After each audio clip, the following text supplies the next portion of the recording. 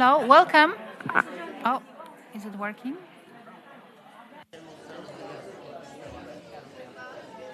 Oh. Hello, everyone. It's not working, is it?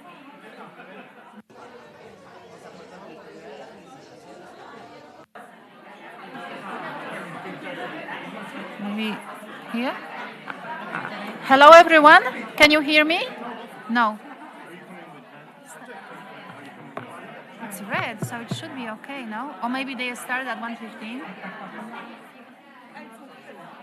Simon, am I doing something wrong? It's red, supposed to be on, right?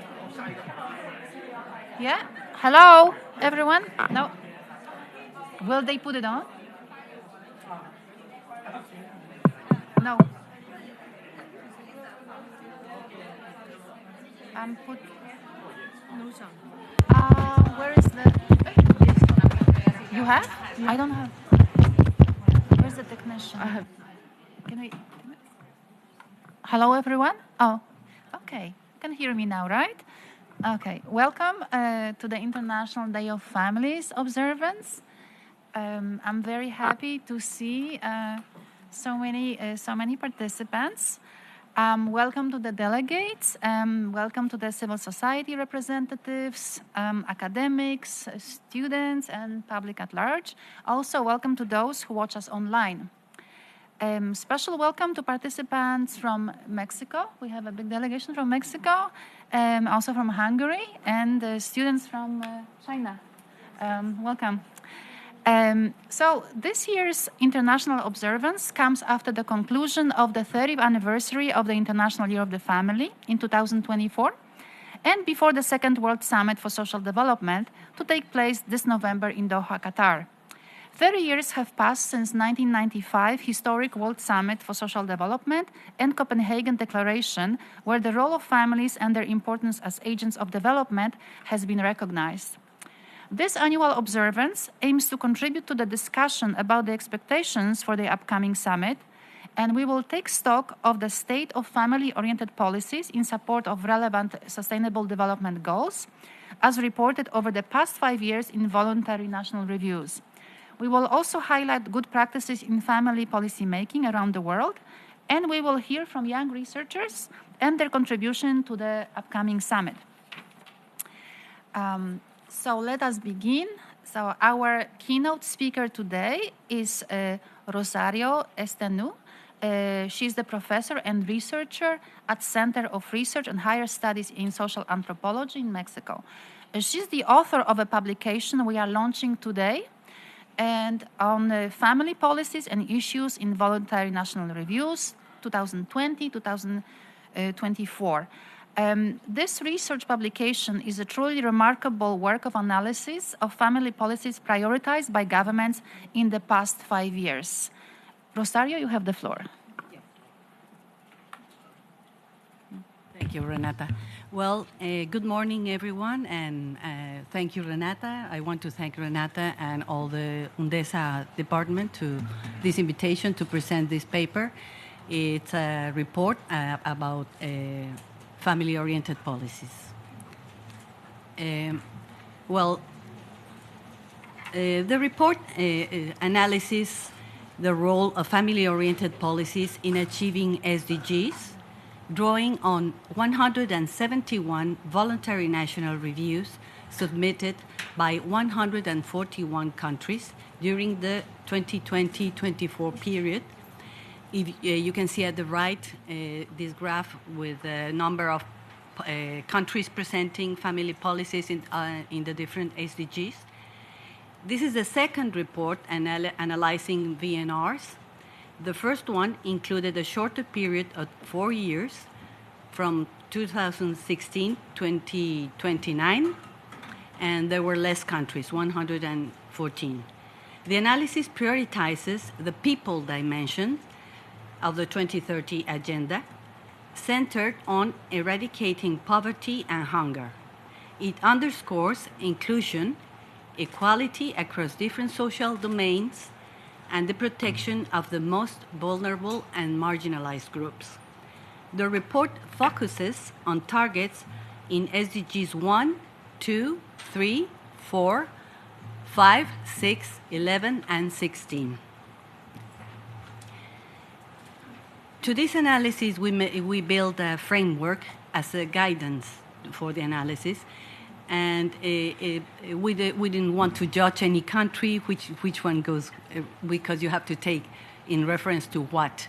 So what we did is take different approaches and try to analyze how they are making to provide or to implement family-oriented policies within their own, taking into account their own context. It is important to note that most people live in families regardless of residential arrangements, kinship ties, or sexual orientation. Families are varied around the world. Compared to other social units, families are where individuals experience multiple dimensions of well-being most directly and immediately. Analyzing the diversity of family-oriented policies across different national and regional contexts requires a multidimensional analytical framework. We use it as a guiding tool. Well, the analytical framework, it doesn't move. No, it does. Sorry. It does. Okay. The analytical framework takes into account 5 approaches. The first one is the socio-ecological model of family well-being to understand how policies at different systemic levels affect individuals and family well-being. The second is a flexible notion of welfare regimes and state capacity to understand the different welfare arrangements globally, acknowledging the influence of historical legacies, political priorities, fiscal capacities, and institutional design. The third one is it takes into account predistributive and redistributive approaches to understand the different mechanisms that governments take to address inequality. Redistributive policies correct inequalities after market outcomes. Predistributive policies intervene before inequality or more inequality from market outcomes arises. Social investment perspective is the fourth approach, prioritizes investment in human capabilities, and the fifth one is a gender perspective from blind policies, sensitive policies, or responsive policies. This framework is aligned with the people dimension of the 2030 Agenda. Well, what are the main findings of this report? The first one is that families remain central to achieving SDGs. Governments recognize their role in education, health, sanitation, housing, and poverty reduction. The second is, despite more countries and years, fewer countries implemented family-oriented policies in 2020-2024 compared to 2016-2019. The decline reflects the impact of the COVID-19 and global crisis during this period. In SDG 4, referring to quality of education, is the only area where with clear progress. Declines are most visible in SDG 5, which is gender equality, and SDG 16, peace and justice. Despite this decline, there is more awareness of families as active agents of change, and this is growing. When families are engaged as active participants, outcomes improve, resilience is strengthened, and social cohesion is reinforced. Well, we'll see now the strongest results, which is in education. 38 countries implemented family-oriented policies up to 18 in the first report from 2016 to 2019. Family engagement improved enrollment, learning, and early childhood development through parenting, education, early literacy programs, family engagement in school governance, and curriculum design. Of course, there are many gaps that remain, and for children under age 3 and marginalized families. There is progress, limited but crucial in some areas, which is in health and nutrition. 39 countries adopted family-oriented policies related to health, down from 44 in 2016 to 2019 period. Family involvement improved maternal, child, and adolescent health. And family-oriented policies also in mental health and nutrition policies that involve families show promise through school meal programs, nutrition counseling, home visits, parenting support, and outreach.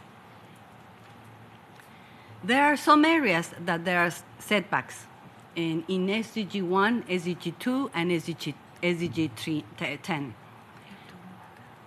I'm sorry. 40 countries implemented family-oriented policies on poverty, food security, and inequality. Remember that there are 141 countries under the review, so it's not too much. They were most effective where they were linked to income generation, food production, local development, and social protection. However, gains remain fragile and uneven due to weak welfare regimes and crisis impact. Regarding SDG 6 and 11, which refer to urban development and basic services, 27 countries engaged families in water and sanitation policies, and family involvement improves service access and resilience through behavior change campaigns, community management, and household outreach. In urban development, housing, and mobility, family participation has declined, as most programs still treat families as passive beneficiaries rather than co-creators of sustainable spaces. The weakest results are in gender equality and protection, SDGs 5 and 16. In SDG 5, family-oriented policies dropped from 46 to 27 countries between the two periods. In SDG 16, family-oriented policies dropped from 52 to 40 countries. There are setbacks in unpaid care, which is very deep. It remains overwhelmingly feminized, and there is violence against women and children rarely include coordinated support for families or community-based education. Adolescent reproductive health remains under address. So there are few policies that involve families in prevention or protection services. But all these results, what are they telling us overall? The first thing is that family-oriented policies deliver stronger, fair results when they are integrated into broader investment and governance strategies. The second one is that rebuilding care systems and engaging family is key to achieving the SDGs by 2030. And the third one is a renewed global commitment is urgently needed, especially in SDG 5 and 16. Some recommendations that we have. Reposition families as active agents in SDG implementation. Governments should move beyond viewing families solely as service recipients and formally recognize their role as co-implementers of development strategies. The second one is embed family-oriented approaches within multidimensional policy frameworks. They are most effective when integrated with predistributive and redistributive measures, social investment strategies, gender-responsive planning, and socio-ecological model. Prioritize investment in the most underperforming areas: unpaid care, violence prevention, and harmful practices. Other recommendations are strengthen integrated family-oriented policies to poverty, hunger, and inequality. Governments should prioritize policies that combine income support, food assistance, and livelihoods promotion with active family engagement. Another is expand and sustain family engagement in education, health, and mental well-being systems. Promote inclusive urban development and basic services through family participation and climate change resilience. Recognize and integrate diverse family forms, for example, single female-headed households or non-normative arrangements like homoparental families, gay families, lesbian families, all different arrangements into policy and service delivery through legal recognition and inclusive service design. It's very important also to develop robust data systems to track family engagement. And there are countries who are building these databases with a multidimensional perspective. And the last one is renew political and financial commitment to family inclusive development. National development plans should systematically incorporate family-oriented goals with adequate funding and cross-sectoral coordination. Thank you very much.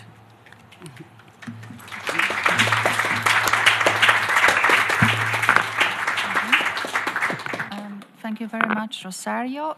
So the research paper is available online on our family website. So you can see a lot of evidence, graphs, further analysis over there.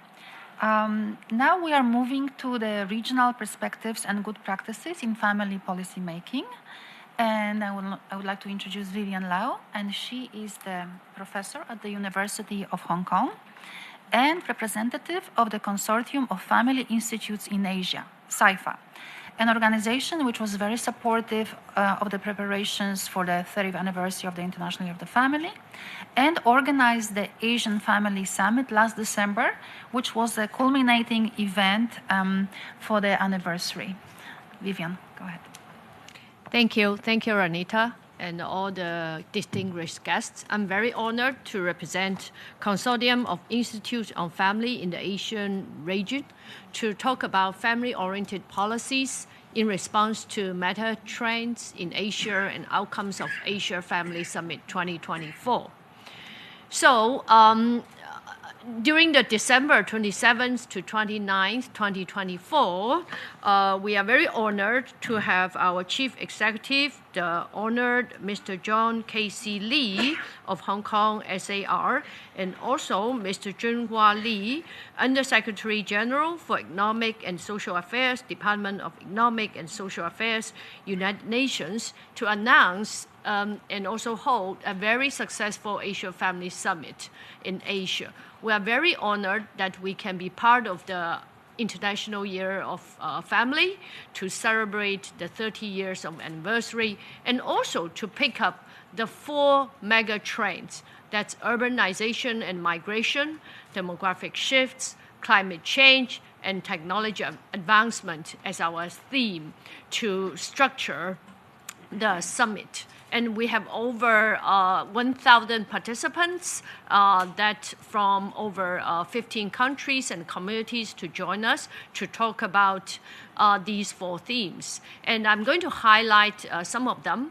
One of the grand meta trend is about the urbanization and the migration trend. If you look at the slides, you can see that actually Asia is kind of parallel to the world trend, but one of the countries that really pick up very, very fast is China.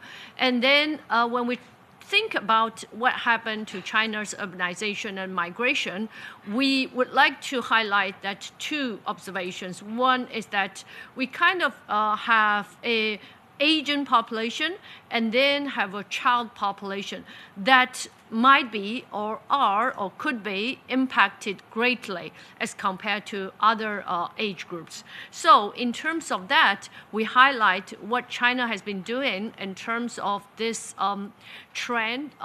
We actually doing quite a lot at the national and also the provincial level to talk about new policies, new services, that how we can better support the old and the young. So we have kind of community embedded strategies to help the families to better take care of their children as well as taking care of older adults. Of course, the recent development of China's policy also emphasized a lot on how the new migrated population can be benefited from the welfare so that we are going to have more inclusive society in the whole China. So there are quite a lot of exciting things happening. So I recently visited one of these embedded community hub in one of the cities in China, that is Shenzhen, that they are kind of provide entertaining, primary health, child care, elderly care, and meal services, and in the one hub that's centered into that specific community. So we have a lot this kind of development, and this is one of the highlights. And the second thing we are going to share is about demographic shifts. We all understand that in Asia, we observed a continuous decrease of fertility, and also maybe in some of the countries, communities, and the decrease of the whole total population in the past years. So this actually creates a great challenge for us to think about policies. So how we can secure the labor participation for economic development, but as well, we can actually achieve better care towards the family as well as the most vulnerable, the children and the older adults. So I give an example of Hong Kong, because Hong Kong actually ranked very, very high in life expectancy all over the world. And also, we are kind of in a very metropolitan city, so that we have very, very high density of population living in a very small geographic area. But in terms of this demographic shifts, our government has actually put multi-dimensional policies to support, that including not only to support childbirth, child care, and also to expand the leave for childbirth, not only to mothers, but also to fathers. And then we kind of put emphasis on primary care. That means to make primary care much more accessible, we have established district health services centers to all the population, including the toddlers, the kids, and the adult and the older people, so that to make it all age inclusive. And then we have these housing policies, try to motivate and also to actually channel to the most vulnerable, that is the young people, to provide them affordable housing. And also we try to boost the labor market participation. Because we are suffering from a lot of these demographic shifts. And at the same time, while we are having policy to try to encourage childbirth in Hong Kong, and we are also adjusted our immigration and the talent attraction policies so that we can attract talent from neighborhood communities so that we can have our sustainable development. The third challenge is actually climate change and the families. You can see that climate change has been affected all over the world, but among the Asian countries, Philippines is one of the countries that the majority of the young people, they kind of express that they are worried about climate change. So that we pick up this Philippines as an example to showcase that what the Philippines national policy and that try to tackle this climate change.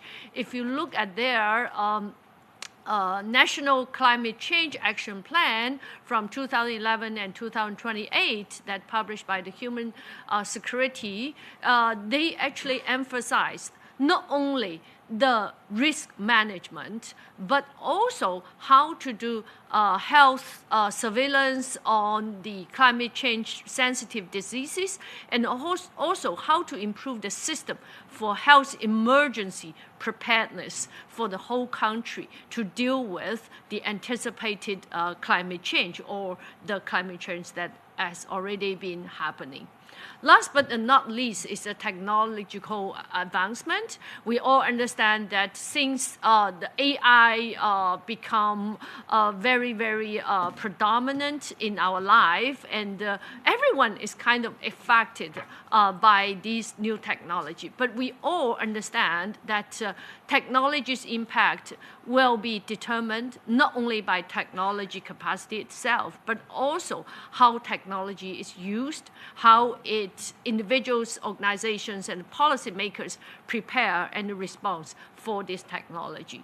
I will use the example of Singapore and how the government initiated the Life SG app, that they put one-stop digital platform for families, not only for individual one residents, but they put everything, more than 40 integrated services for various life stages, covering family and parenting, housing, education, into one-stop app. That makes all the Singaporeans can access to these services and understand the policy in a very easy way from the report by the government that actually it simplified the birth registration process from 60 minutes to 50 minutes. That actually increased a lot of the efficiency.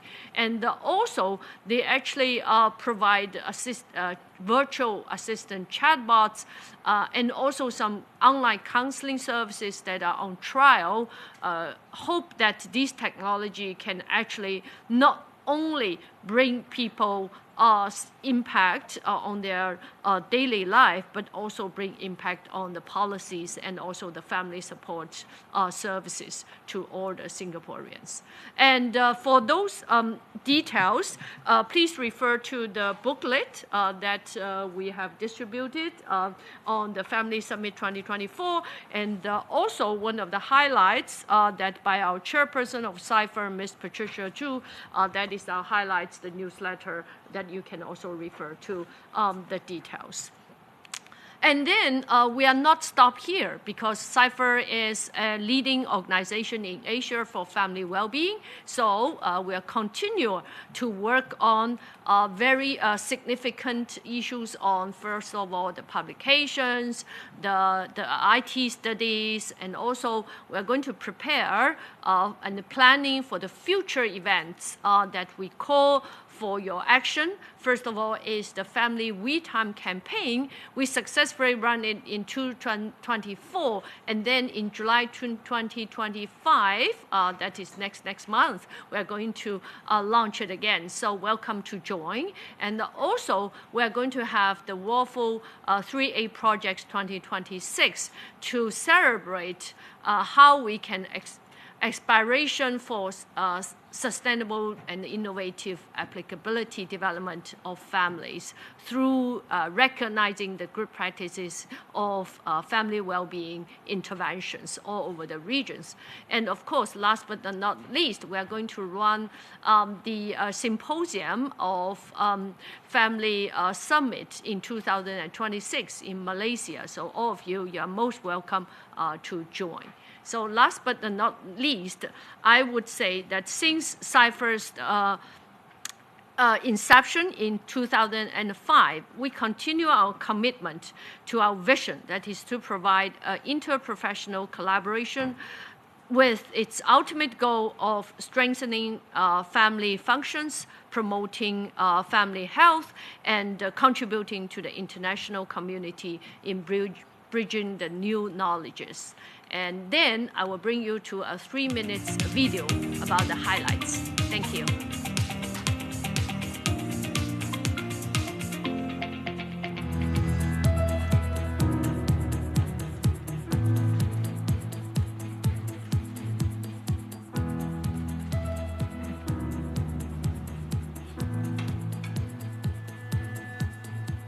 I'm delighted to welcome you to the Asian Family Summit as we celebrate the 30th anniversary of the International Year of the Family. Families are the building block of society. I wish this summit a great success. International Year of the Family and its follow-up process have catalyzed action at all levels to help strengthen families and their contributions to development. We provide the opportunity to bring along public, private, NGO and civil society and academia to come together to discuss about the 4 mega trends which impacts on the family. We have so many Asian countries and beyond recognized in this Asian Family Summit and other events. We had regional expert group meeting, bringing the wisdom of many experts. So I see very strong collaboration. It's very encouraging to see this. Diverse array of speakers that we have. It's really engaging, interesting, especially when you can hear topics of different countries.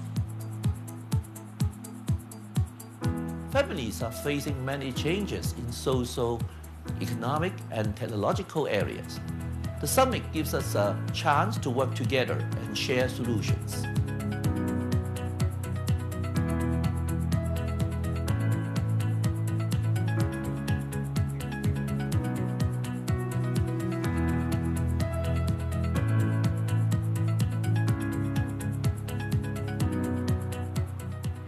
I like this family expo because it was really fun and my family has been really enjoying this workshop. I think the henna part because it's kind of culturistic.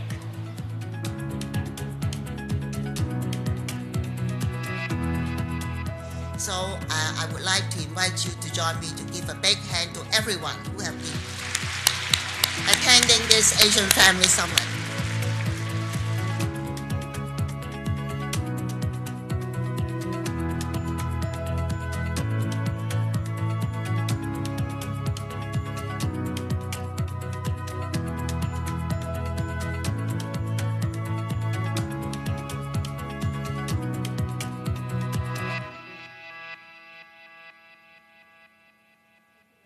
Thank you.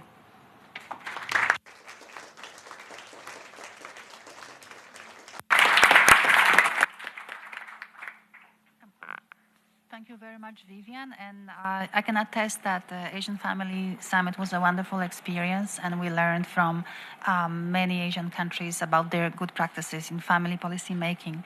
Thank you, Vivian. Now we will hear from Anna Nagy. She's the founder and leader, Single Parent Families Foundation and Centers in Hungary, and she will talk about family-friendly policies in Europe and best practices to support single parents. And I would also like to thank the Mission of Hungary for facilitating her participation.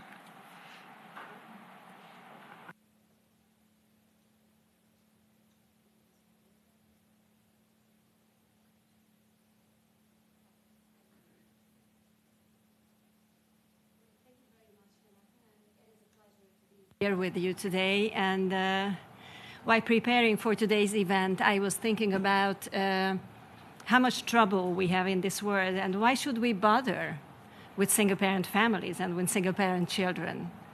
And before answering this question, let me just take a couple of steps back and see what is behind, what is before that. In Europe, and as we have seen from Vivian's presentation as well, not only in Europe, we are experiencing a demographic winter. A demographic winter means that due to falling birth rates and an aging population, societies face economic consequences.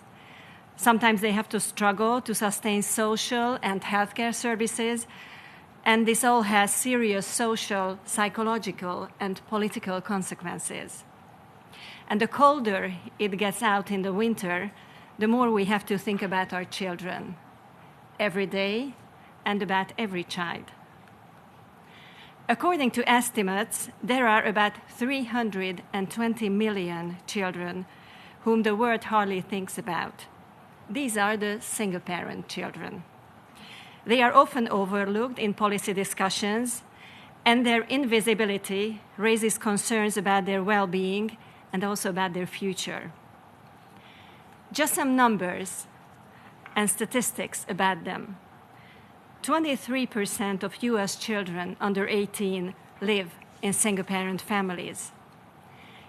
In Europe, close to 8 million families lack one parent. It means that 14% of all households with children are single-parent families. The risk of poverty or social exclusion in single-parent families with children is around twice as high as that for other families with children. In single-parent families, it is about 43%, while in other families, it is around 20%. In the European Union, these rates are very much the same. Poverty in single-parent families is more than twice as high as the EU average. Even these statistics are enough to see that there is an urgent need for targeted help and support systems. Children in single-parent families face not only financial, but also emotional challenges. Their stories always starts with a trauma. It doesn't matter whether they come from a family where parents got divorced, or widowed families, or families where they were adopted by a single parent, or families where the mother became a single parent while expecting their baby. These traumas are always there in parents' life and also in children's life. There are big red flags to show that these invisible children are in urgent need, and we need to take serious action to help them. Otherwise, their support in different countries is inconsistent. We cannot be sure that there is a minimum level each child receives. There is no global standard for single-parent families, though there should be a global minimum standard for all of them. In many European countries, there are NGOs helping single-parent families. In Spain, for example, they fight against energy poverty. In Germany, they do intense lobbying for single-parent families. And in the UK, they have had an important labor market program for single parents. The number and rate of single-parent families are very different in the European countries, and so are the existence and activities of NGOs.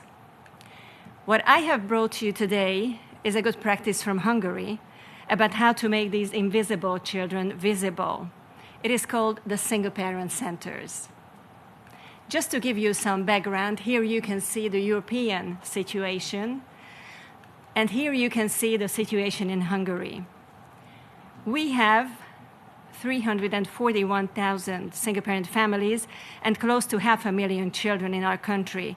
And this is a country of less than 10 million people. So if you take a look at the numbers, it is close to 10% of our population who actually live in single-parent families in this very moment. And here we haven't talked about families who grew up in single-parent families or the other relatives who are related to them, like grandparents or the other parent. Single parenting isn't just about one parent being absent from the family. It is about every single part of family life shifting from that moment on that they became single-parent families.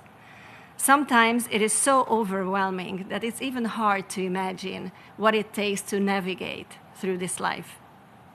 We in the Single Parent Center think that these families need a complex approach, and our main policy and the base of our work is a vision of this complex support, and this is what we offer. The first single-parent family opened 7 years ago, and actually we are going to have our 7th birthday next week. And the second one 3 years ago on the International Day of Single-Parent Families on the 21st of March, both in Budapest, in our capital. We offer families tailor-made help. We offer help in crisis situations. We offer financial help and practical help like lawyers, psychologists, tutors for the children, labor market assistance, counseling, and I could still go on and continue this list. 33,000 families have been helped in the last 7 years. Now we are a bit beyond 33,000 families with more than 80 different types of services and support. By now, we have 2 single-parent centers. We have a national network of communities for parents and children, and we also have a network of Hungarian families beyond the border in the neighboring countries. We help a family in every hour. It means that weekends and weekdays are included, while we offer complex, personalized help, recognizing that children share their parents' fate, and the child's future depends on the financial, employment, health, and mental situation of the parents. I think we all know very well that sentence from the airplanes. Actually, the last time I heard it was yesterday on my way to New York. Make sure your mask is safely secured before helping your child. You remember this sentence, right? I think that our approach is very similar to that. If we want to help children, we have to make sure that those parents who bring up these children are in good enough situation to actually secure a safe and healthy and happy environment for these children. Parents must be well in order to ensure this family environment for them. So what we offer is partially practical help, not only services like lawyers, psychologists, tutors, but we also offer, I go back a little bit, but we also offer help in housing, in childcare, with camps and holidays, with glasses for children who need them but the families can't afford it, with donation, and so on and so forth. But an NGO, and we are an NGO alone, won't and can't solve all the financial difficulties of families. This is why it is so very important to have a sound and secure cooperation with the state, with municipalities, with national and international decision makers, to be the watchdog, to initiate new policies and new measures for these families. We are very, very happy that due to this cooperation, since 2022, the state, the Hungarian state, has been pre-financing alimonies that the absent parents don't pay. In Hungary, it affects close to 25%, so close to a quarter of all the children who are or should be entitled to this alimony. The other important thing is that a couple of years ago, the orphan support was doubled due to this cooperation. So I think that partially we are very happy. On the other hand, we still see that we still have so much to do there. But we don't only talk about financial support, but also help to recover. Communities in and around the country, events, peer groups, family events, but also like cherry picking together, yoga classes, or a single parent choir, these are all parts of our work. Anything that makes you feel that you are not alone in this world. And when you become a single parent, you very often have the feeling that you are the first person to whom it ever happened. And it is not a good feeling. It is a very lonely feeling. And avoiding isolation and avoiding solitude are the number one problems for single parents, and sometimes even bigger than financial matters. And where these families have a problem, there we have a work to do. And I have brought you a couple of moments from our lives. This is our life in the single-parent centers. And finally, let me get back to my opening question. So why bother with single-parent children? We have to bother with them because too many children live in single-parent families. We just cannot leave these children behind. The poverty rate is too high in these families, and they need urgent action to be helped. We also have to invest in the future. These children will have their own family only if they learn now that living in a family is a good thing, is a positive thing, is a warm and loving thing. This is something that we have to teach these children now. And also because we are making the foundation of 320 million future families in this very moment. And they are worth the effort. Thank you very much.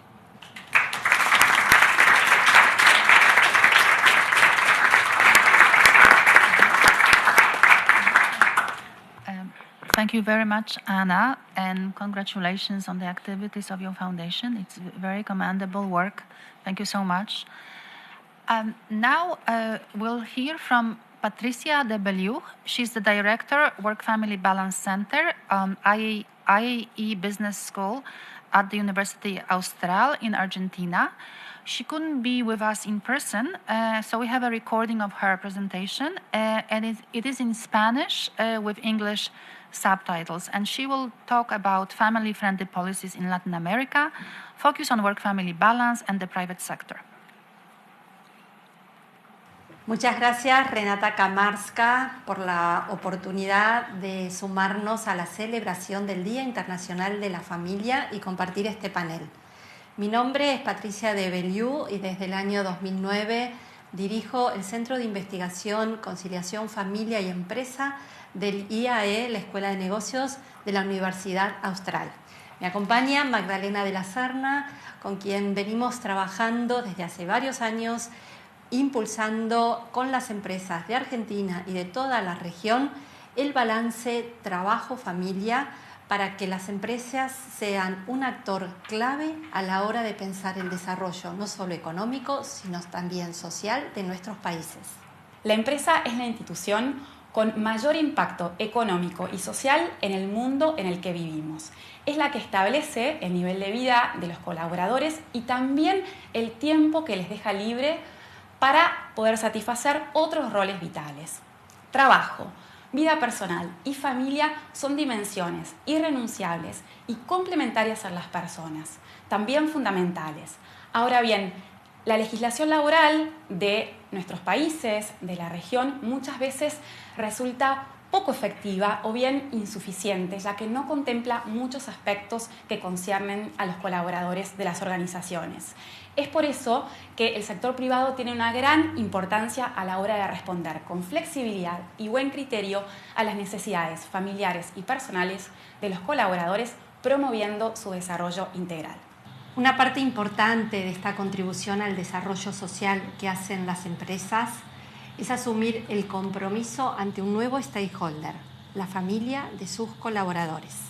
Por eso el trabajo que venimos haciendo lleva a hacerles tomar conciencia a los empresarios, a los líderes que tienen la responsabilidad de acompañar las responsabilidades familiares de sus empleados, porque no se entiende al ser humano sin su dimensión familiar. A partir del llamado ciclo vital de las familias, que arranca con la conformación de una pareja, podemos destacar aquellas empresas que ofrecen una gratificación o más días de licencia por casamiento e incluso otorgan un crédito para acceder a la vivienda propia. Siguiendo este ciclo vital de las familias, queremos compartir algunas prácticas que apoyan la llegada de los hijos, en especial la maternidad.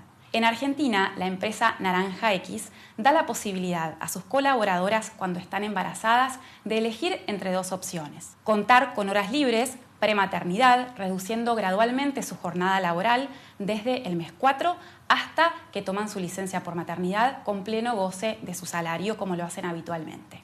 O bien contar con un mes adicional de licencia por maternidad, también 100% pago. Complementariamente, en caso de embarazos múltiples, la empresa otorga una licencia extra tanto para madres como para padres de 30 días corridos adicionales.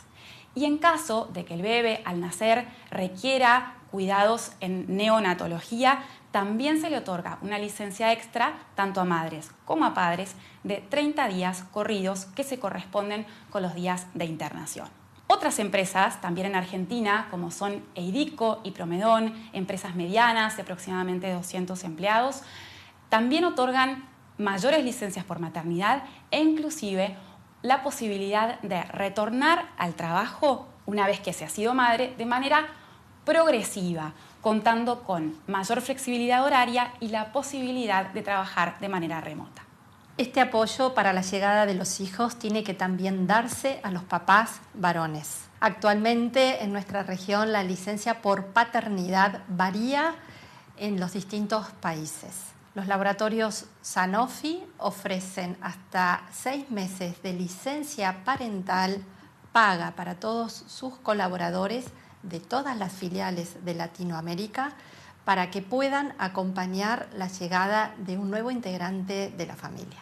También es importante acompañar el cuidado de los hijos a través de la formación que pueden recibir tanto madres como padres para que puedan hacerlo. En este sentido, se destaca el programa Diplomado en Valores que ofrece Almacenes Simán para todos sus colaboradores de 5 países de Centroamérica. Durante 7 meses, asistiendo a clases una vez por semana, un equipo de facilitadores acompaña a los colaboradores ofreciendo este programa de formación para padres y madres, en los cuales se abordan temas como el noviazgo, la comunicación en la pareja, la educación de los hijos, el cuidado de adultos mayores. También los colaboradores tienen la posibilidad de tener sesiones de coaching personalizadas e incluso sumando a su pareja. El diplomado en valores cuenta con más de 2.000 graduados, todos colaboradores de Simán, que trabajan en 5 países: El Salvador, Honduras, Nicaragua, Guatemala y Costa Rica. El apoyo por parte de las empresas al ciclo vital de las familias se completa con otras iniciativas, como por ejemplo otorgar días libres para acompañar el inicio de clases, para festejar el cumpleaños de los hijos, pasantías de verano para hijos de empleados y talleres de formación para prevenir adicciones o ciberriesgos, semanas adicionales de vacaciones, entre otras prácticas, hasta acompañar emergencias familiares, el proceso de jubilación y el cuidado de adultos mayores. Para concluir, podemos afirmar que en Argentina y en varios países de la región hay cada vez más empresas que están apoyando a las familias de sus colaboradores, contagiando y creando una nueva cultura organizacional que impacta positivamente en la sociedad. De hecho, la experiencia de ellas ha sido impulso y motor para plantear avances en la agenda pública y en una nueva legislación.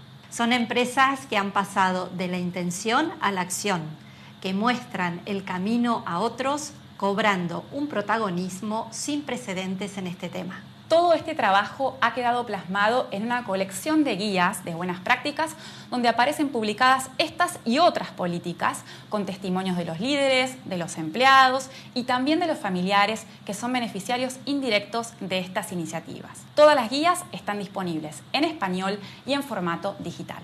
La experiencia académica de estos años, junto con el compromiso sostenido de las empresas, nos confirma en el camino emprendido. Desde Argentina queremos invitar a más empresas y a otras organizaciones públicas y privadas a que se sumen a este desafío de apoyar a la familia desde el mundo laboral, porque lo queremos seguir construyendo entre todos. Muchas gracias.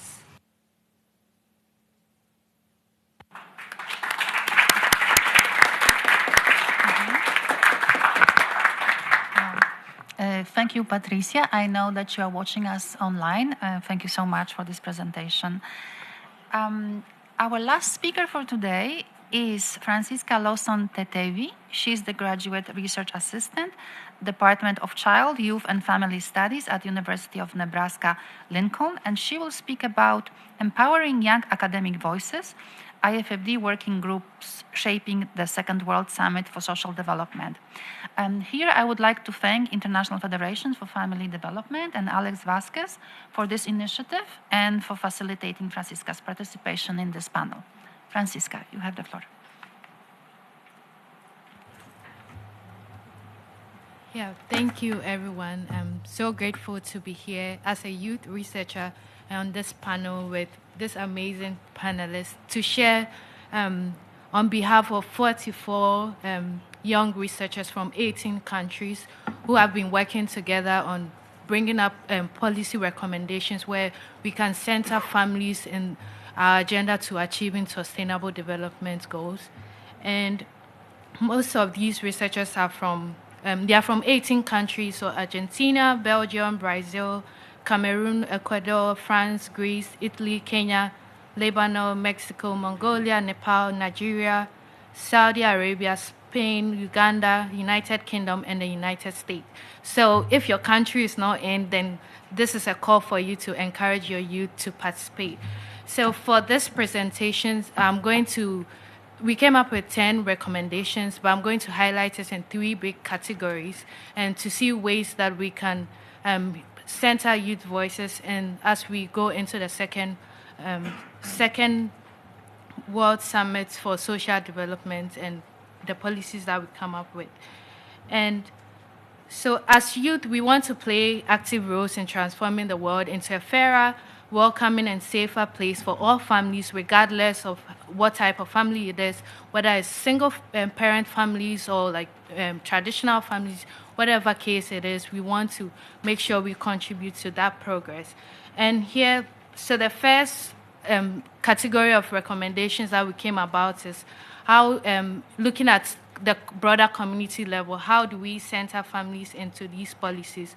So we believe that if we empower families and youth as well to be involved and engage in their communities, if we encourage families to be seen and feel belonged and appreciated and cared for and considered for their value in ensuring that we develop our communities and our countries. So the first one will look at urban planners, like mayors and city planners. How do we center families' needs into our development and things we are doing? We will encourage that cities adopt family-centered zoning laws where we reserve spaces, housing opportunities that encourage multi-generational families living together. And also, like, we want it to be close to schools, resources, like grocery stores, healthcare services. We want families to be able to have these basic needs as well. And we also want to encourage pedestrian-friendly infrastructures where there's like playgrounds, families can take children to play. They can be intergenerational community centers that foster social cohesion as well. And also public transport, encouraging people to have bike lanes, have accessible disability wheelchair accessible parks and noise reduced housing as well. In terms of climate, we want families to be provided with tools. We recommend that families will have tools to engage or to advocate for sustainable practices in their communities. They live in the communities. They know what they are facing. They know the needs they have. So having policies that bring families at the table and helping them that they are valued for their voices are valued would also be beneficial in achieving the goals that we have. And also encouraging, when youth feel empowered, they will take initiatives. So how do we also center their voices? By bringing them at the table as well, encouraging, having governments establish youth-led innovation hubs in urban and rural spaces as well, and providing grants. Youth want to do entrepreneurship opportunity. They like engaging, setting up business, starting businesses or small initiatives. So having grants that will encourage them and push them to, they also know their communities and live in the communities with families. So being able to take up initiatives to do projects that benefit families would is also something that we propose. And I'll go on to, in terms of climate, so we propose that school curriculum will also integrate climate literacy models, emphasizing localized impacts, while also vocational trainings to reskill workers for roles in renewable energy and disaster response as well.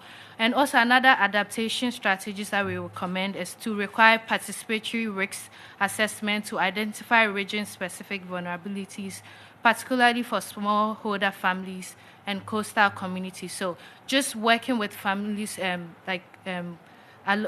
the journey to be able to share what their experiences are and how we can center those needs as well. And in the next one, we look at the family. When we go to the family level, we want to ensure that significant adults in the families that take up unique roles in terms of providing social and economic, like meeting the needs of the families, are also empowered and are also supported. So, and we also recommend that holistic parenting, we recommend parenting education for parents as well, to learn about developmental milestones, learn about age-appropriate discipline, positive discipline, also give them skills and education on nutrition, child well-being, and also to be able to support the future, which is the young children and youth as well. And also we recommend that publicly funded universal parenting education, so that parents, if they have they are from low socioeconomic backgrounds, they don't see it as a barrier to take part in this program, but it's available for every family, every significant adult, or parents or guardians, regardless of their background, to participate without stigma as well. And also another thing that I'm very passionate about is campaigns to highlight media spotlight on male caregivers to challenge gendered stereotypes. And it also links to unpaid care work, to ensure that care work is not just for women or it's not for just a particular gender, but also provide, and youths are very active in this, know a lot about technology. So creating policies and initiatives that encourage you to take up these spaces and promote advertise, have these campaigns to destigmatize the role of unpaid care work as well.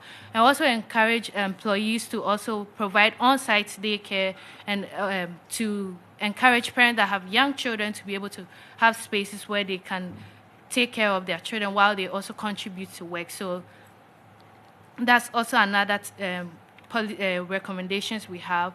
And also we also recommend that governments should integrate responsive caregiving interventions into national healthcare systems, ensuring parents receive guidance on nurturing practices. So we don't want health to just be focused on medicine or medical, the traditional, it should move beyond that and look at other aspects of child development in terms of nutrition, education, social, emotional well-being, as well as any age appropriate, and with the age of the technology, also looking at age appropriate stimulation as well, giving that whole holistic education on how to parent young children as well. And for the last one, I look at key populations, and with that I look at early childhood. And I know some countries are doing well with having policies around childcare, quality childcare, where they have affordable, you can have subsidies and things like you can take children to school, and early childhood educators too are also trained and provided with skills and support as well. But we recommend that as we look at the second world, we think about social development, we should look at policies around nurturing care guidelines, make sure that early learning frameworks must align with the guidelines we've set, and mandating caregiver training for other professionals that work with young children as well. And we also want to embed developmental milestones into national curriculum. So any professional that works with young children should be also educated about the unique milestones children have. And also other countries should also learn. I know with sub-Saharan Africa, and there's still a challenge with early childhood education care. Most of them are focused on primary care education, and they leave out the early years, which are fundamental to the future generation that we want to build. So that's one. Another key population is, it's not on the slide, but it's about youth as well. We want to recommend that mental health support must be integrated into youth employment services, and also offering subsidized counseling and peer mentorship network to address workplace anxiety. Know that as youth, sometimes when we go into jobs, we are worried and scared, and so just having that support to feel empowered, feel that we are coming into the space. Maybe we might not know how the jobs or the workplace work, but having that support system to that we believe in you and we encourage you to take the steps. So just having that support is very beneficial. And another one area we recommend is healthy aging, and we also recommend age-friendly cities should implement universal accessibility audits like recurring ramps, crosswalks, and bench density standards in public spaces as well. We also encourage intergenerational volunteer programs, and also with aging adult with the age of digital technology, we want to have opportunities where youth can support older adults, learn how to use phones, smartphones, and all those, how to access healthcare services, and also our social services programs on smartphones as well. And the last one is for immigrant families. We also want to encourage to streamline reunification process where we have multiple language chat box requiring applicants to send their documents, also process time, to encourage that families that are coming from backgrounds that don't speak English are also recognized in those spaces as well. So these are just a few recommendations that I try to squeeze in the short time I have, but there's more with IFD, and we hope to have it available when you want to read it as well. And so once again, thank you, everyone. I'm grateful to have this opportunity, and thanks.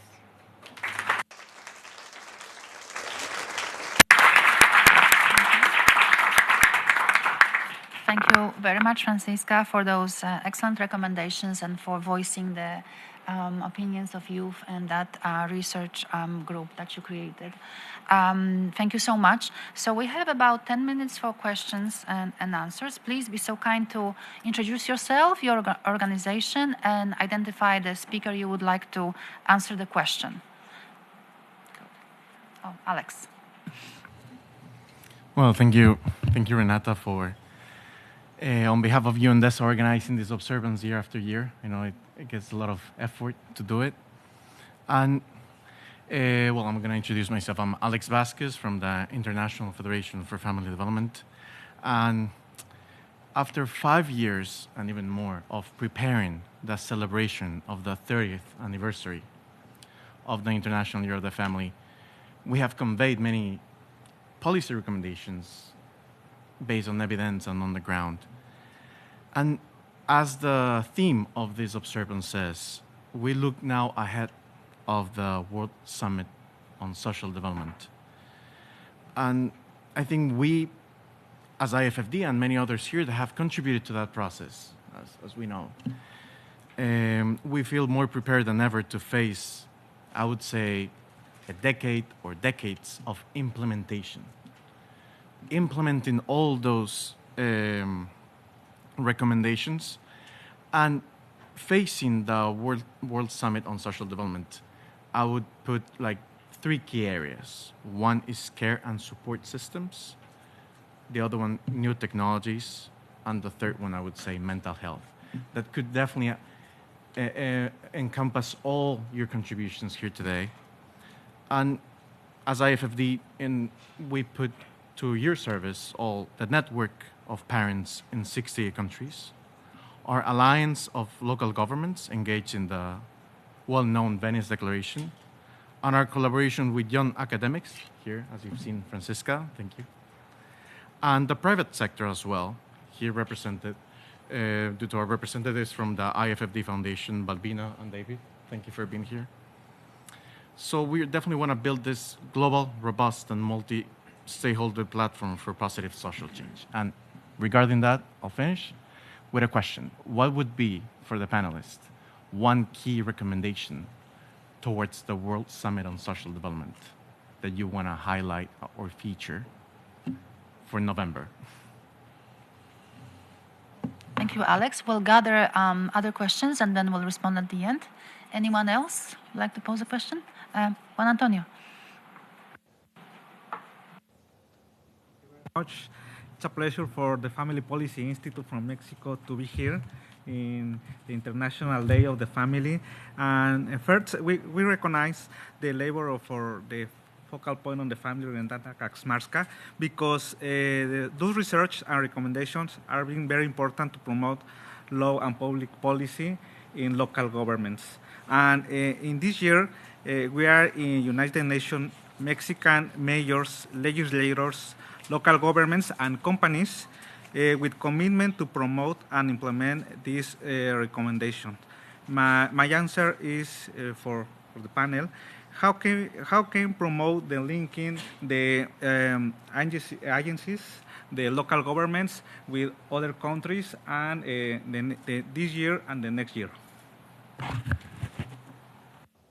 Thank you, Juan Antonio, and thank you for bringing such a large delegation from Mexico.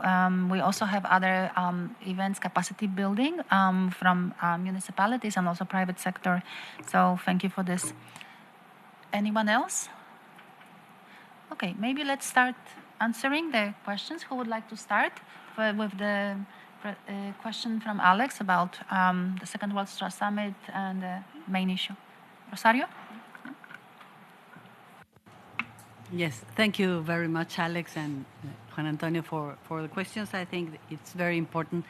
I think I'm going to answer based on the review I made, because I saw many promising strategies or policies, family policies, oriented policies that sometimes are slow, or they are not. They do not survive.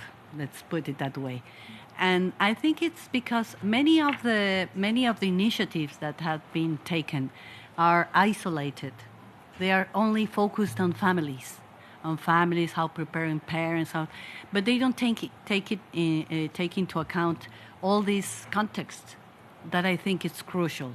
How are that's why I would emphasize to answer to Alex and also to Juan Antonio is we have to look for these small strategies, even if they are very small, they are beginning, they are the first steps.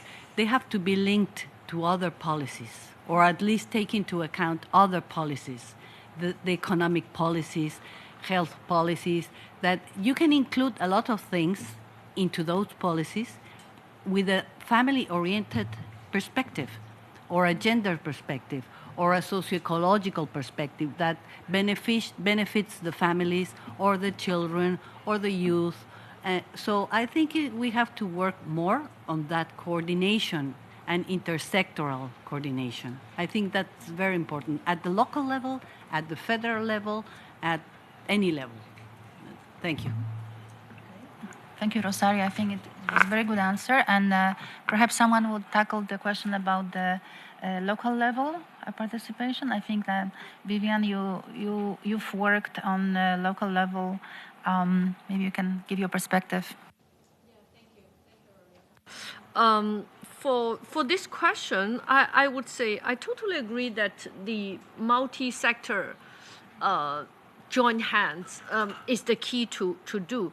But maybe we can put also crystallize into three contexts. One is learning, how we can promote multi-generational, intergenerational, cross-generational learning from each other, between each other, mutually learn, or learning in one context. That means our school can open to older adults, our university for third age can open for young people, so make it not age segregated, but the age inclusive in terms of that.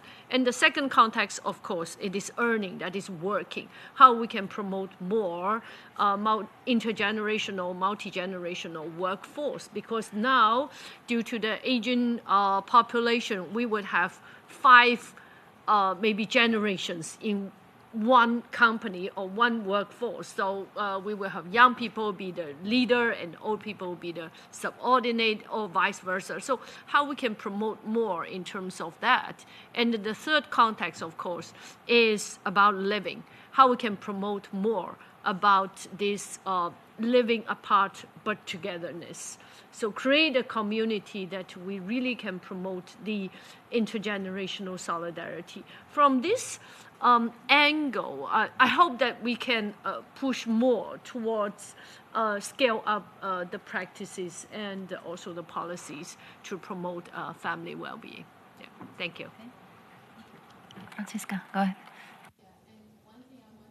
In terms of the local level, I know other the opportunity to learn from other local communities as well. What are they doing that's successful, and how can we learn from it, and how can we adapt those to our communities as well? Like making sure that it's culturally appropriate for our communities, but we want to learn what is working and use that in our communities, and also working with other people, so like researchers or like other professionals that are in the field or in the area that you want to support your community with. So encouraging that multi-sectoral working together, and also learning from the success from other communities as well.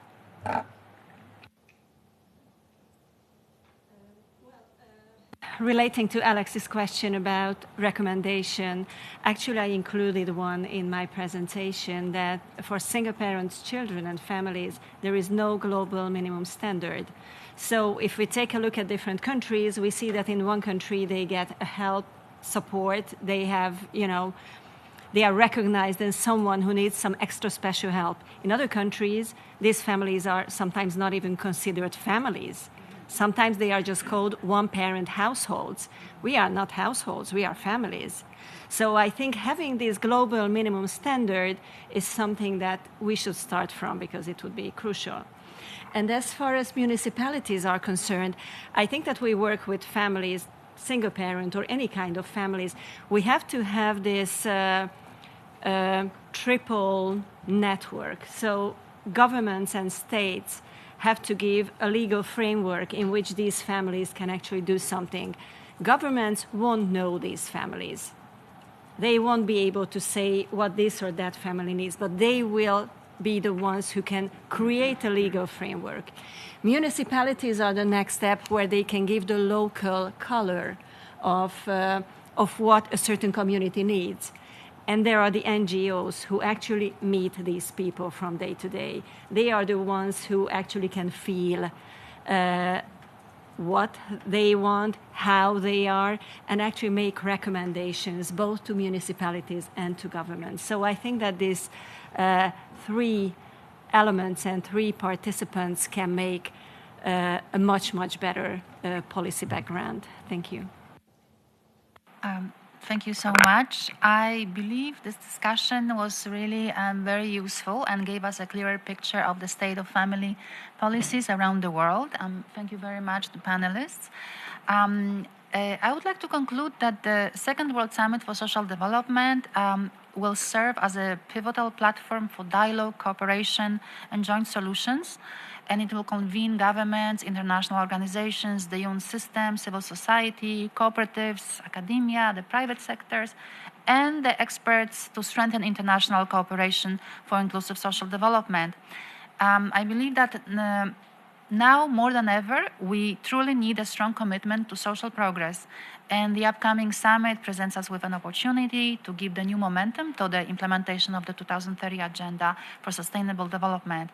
And as noted in this meeting, we are convinced that family-oriented and family-friendly policies and programs can contribute to the achievement of many sustainable development goals and building of a more inclusive and sustainable societies where all families thrive and no family is left behind. Thank you so much for your attendance, support, and participation, and happy International Day of Families. Thank you.